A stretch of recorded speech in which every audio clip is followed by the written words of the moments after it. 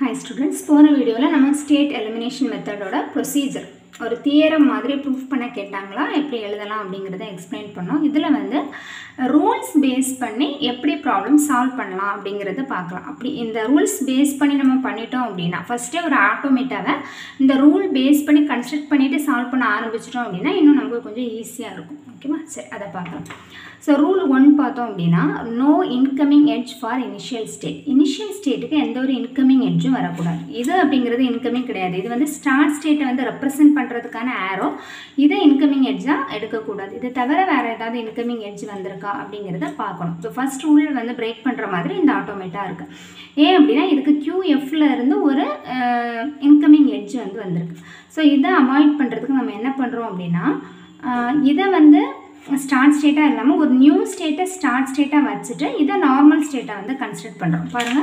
So அதுக்கு என்ன name வேணா கொடுத்துக்கலாம். நான் இங்க qi' அப்படிங்கற ஒரு நியூ ஸ்டேட்டை இங்க வந்து இன்ட்ரோ듀ஸ் பண்ணிட்டு அந்த நியூ ஸ்டேட்டை ஸ்டார்ட் ஸ்டேட்டா ஆக்கிட்டு இத நார்மல் ஸ்டேட் ஆக்கியிருக்கேன்.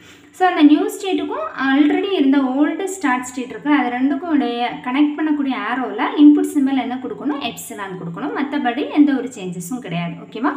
இது வந்து என்ன இதுக்கு இன்கமிங் இனிஷியல் ஸ்டேட்டுக்கு எந்த ஒரு இன்கமிங் எட்ஜும் இருக்கக்கூடாது. அப்படி இருந்தா ஒரு நியூ ஸ்டேட் எடுத்து அந்த இனிஷியல் ஸ்டேட்டை கன்சிடர் பண்ணணும் அப்படிங்கிறது.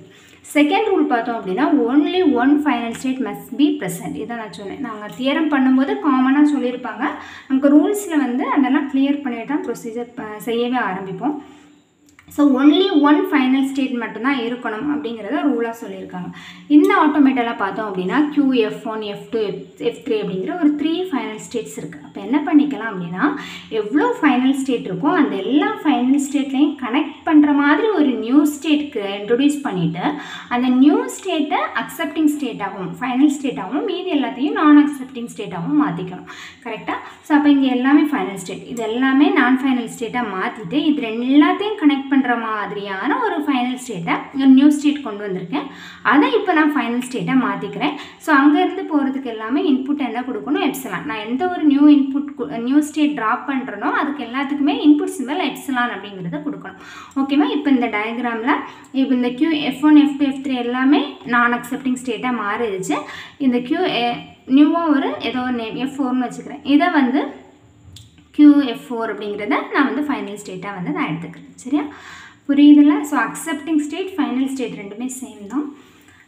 இனி வந்து என்ன தேர்ட் ரூல் வந்து no out going edge from final state. நான் ஒரு ஃபைனல் ஸ்டேட்டுன்னு ஒரு ஸ்டேட் இருக்குது ஒரு ஆட்டோமேட்டல் அப்படின்னா அந்த ஃபைனல் ஸ்டேட்லேருந்து வெளியில் எந்த ஸ்டேட்டும் போகக்கூடாது. உள்ளே வரலாம், பட் அதுலேருந்து வெளியே போகக்கூடாது. ஸோ இந்த இடத்துல பாருங்கள், QF அப்படிங்கிறது ஃபைனல் ஸ்டேட், பட் இங்கேருந்து இங்கே வெளியே போகுது.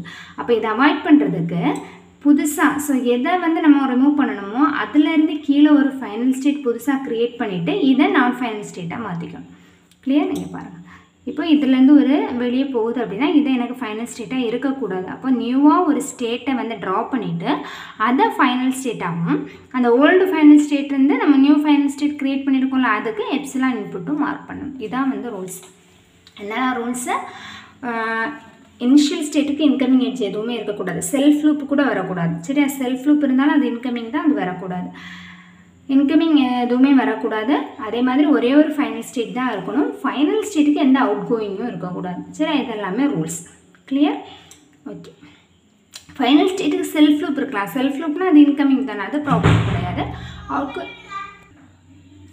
ஸோ ஃபைனல் ஸ்டேட்டுக்கும் எந்த அவுட் கோயிங் ஸ்டேட்டும் இருக்கக்கூடாது. இருந்தது அப்படின்னா ஒரு நியூ ஸ்டேட் இன்ட்ரொடியூஸ் பண்ணி நம்ம இப்போ வந்து சேஞ்ச் பண்ணிக்கணும். இதான் வந்து ஸ்டேட் எலிமினேஷன் மெத்தடோட ரூல்ஸ். ஸோ நெக்ஸ்ட் வீடியோவில் நம்ம இந்த ரூல்ஸ் பேஸ் பண்ணி எப்படி வந்து ப்ராப்ளம் சால்வ் பண்ணலாம் அப்படிங்கிறத பார்க்கலாம். தேங்க்யூ.